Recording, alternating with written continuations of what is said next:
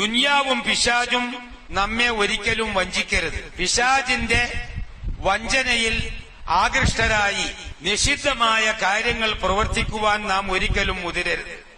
യാ അയ്യുഹന്നാസ് ഇന്ന വഅദല്ലാഹി ഹഖ് ഫലാ തഗുറന്നകുമുൽ ഹയാത്തുദ് ദുനിയാ വലാ യഗുറന്നകും ബില്ലാഹിൽ ഗറൂർ. മനുഷ്യരെ, അല്ലാഹുവിന്റെ വാഗ്ദത്തം സത്യമാണ്.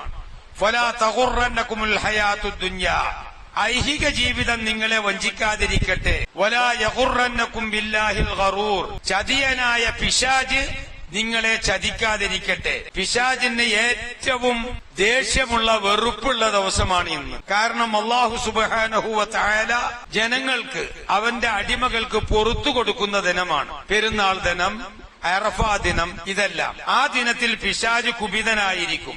അവൻ ജനങ്ങളെ വഞ്ചിക്കാൻ പരമാവധി ശ്രമിച്ചുകൊണ്ടിരിക്കും. അതുകൊണ്ട് തന്നെ പിശാചിന്റെ ചതിയിൽപ്പെട്ട് വഞ്ചിതരാകാതിരിക്കാൻ, ഭൗതിക പൂജയിൽ ആകൃഷ്ടരാകാതിരിക്കാൻ നാം ശ്രമിക്കണം. ഒരിക്കലും ആകൃഷ്ടരാകരുത്.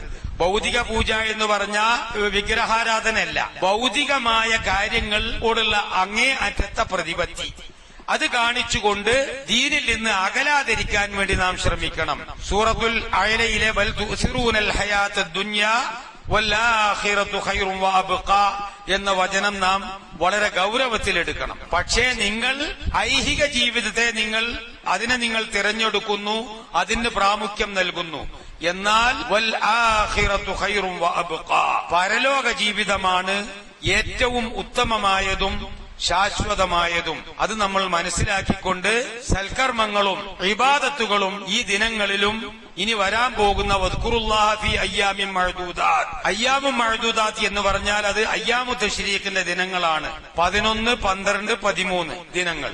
2-ാം പെരുന്നാളും 3-ാം പെരുന്നാളും 4-ാം പെരുന്നാളും. അതിൽ നമ്മൾ ഇബാദത്തുകളാണ് ചെയ്യേണ്ടത്, വിനോദങ്ങളിലേക്കല്ല തിരിയേണ്ടത് എന്ന് പ്രത്യേകം യുവാക്കളും കുട്ടികളും സ്ത്രീകളുമെല്ലാം മനസ്സിലാക്കുക. അല്ലാഹു അക്ബർ, അല്ലാഹു അക്ബർ, അല്ലാഹു അക്ബർ, ലാ ഇലാഹ ഇല്ലല്ലാഹു, അല്ലാഹു അക്ബർ, അല്ലാഹു അക്ബർ വലില്ലാഹിൽ ഹംദ്.